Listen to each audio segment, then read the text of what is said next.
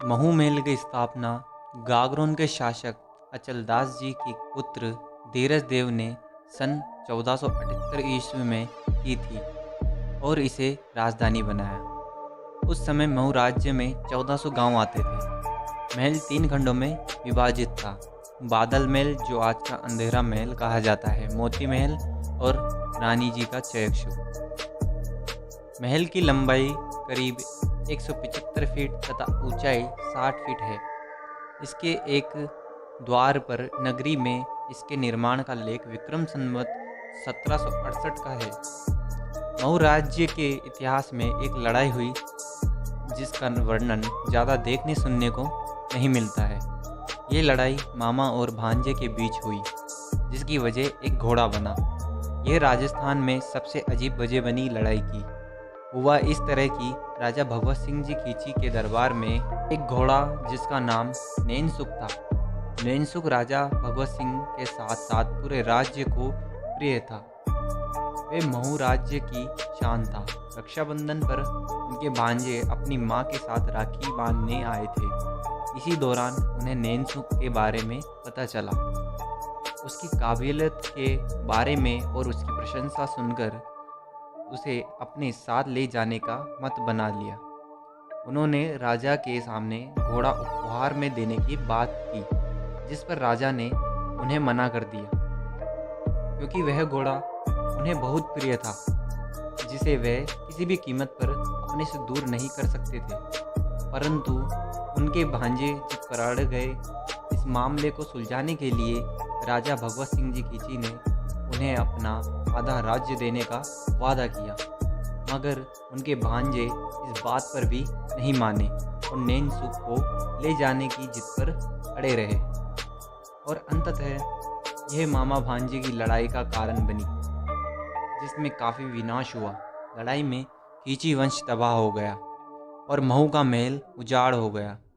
भगवत सिंह जी की रानियों में से एक रानी अपने पीहर में थी, जो कि खर्चीपुर में था, जिस वजह से खींची वंश के पूर्वज खिलचीपुर में पाए जाते हैं।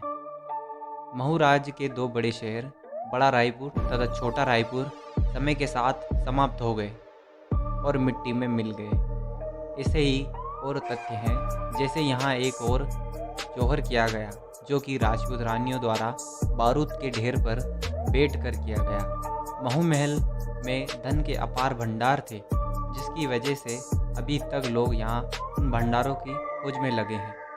लेकिन यह कहानी यहीं ख़त्म नहीं होती।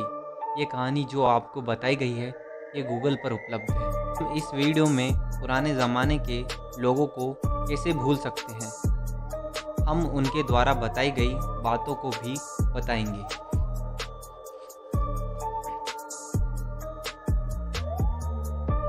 तो बुजुर्गों के अनुसार जब अचलदास जी के केसरिया करने के बाद उनके 11 पुत्रों में से एक पुत्र धीरज देव ने महूगढ़ बसाया और यहाँ युद्ध हुआ और मामा भांजे की बीच युद्ध। यह भी सही बात है, लेकिन इसके बारे में गूगल में काफ़ी छोटा मोटा युद्ध दिखाई पड़ता है। लेकिन बुजुर्गों के अनुसार यह युद्ध काफ़ी खतरनाक मोड़ ले चुका था। और वो भी क्यों ना, इसमें आमने सामने 2 राजपूत कुल के राठौड़ और खींची जो थे।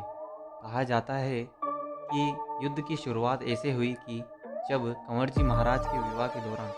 अब आप यह सोच रहे होंगे कि कंवर जी कौन है। यही तो बात है, बुजुर्गों के इतिहास की बातों में हमें हर एक किरदार का नाम पता लगता है।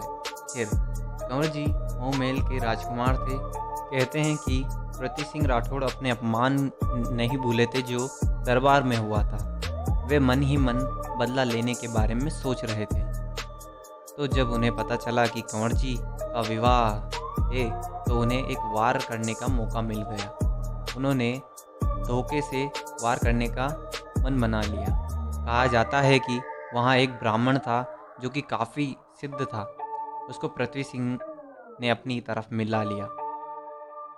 कंवर जी के विवाह में लड़ाई झगड़े की स्थिति पैदा करने के लिए भेजा, ताकि दूसरी तरफ उन्हें समय मिल सके। और उन्होंने अपनी सहायता और सेना विस्तार के लिए मीणाओं के संयोग महूगढ़ पर चढ़ाई कर दी।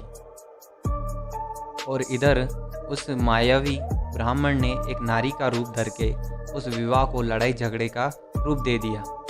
जब इस चाल के बारे में कंवर जी को पता चला तब तक काफ़ी देर हो चुकी थी। वहाँ पृथ्वी सिंह राठौड़ मीणाओं के साथ मिलकर महूगढ़ पर आक्रमण कर देता है। लेकिन जल्द ही पृथ्वी सिंह राठौड़ को पता लग जाता है कि उसने भूल कर दी है, क्योंकि कंवर जी महाराज पराक्रमी और चमत्कारी थे। उन्हें युद्ध में हराना तो नामुमकिन था। इसलिए पृथ्वी सिंह ने चालाकी का हर एक तरीका आजमाया और उसने धोखे से कंवर जी का शीश काट दिया।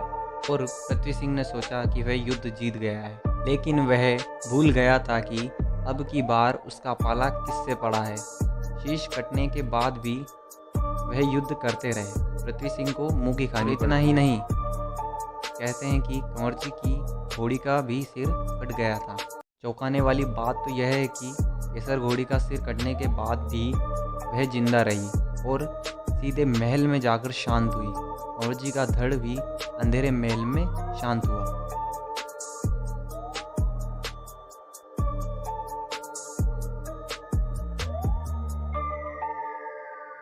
ऐसी बहुत सी बातें हैं, ऐसे बहुत से तथ्य हैं जो महू महल को लेकर बताए जाते हैं। बहुत सी बातें बुजुर्गों से सुनने को मिलती है, बहुत से लोकल लोग बताते हैं।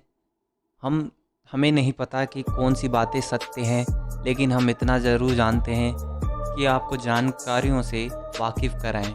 अगर आप भी महू महल के इतिहास के बारे में कुछ भी जानते हो तो प्लीज़ कमेंट में ज़रूर बताएं। धन्यवाद।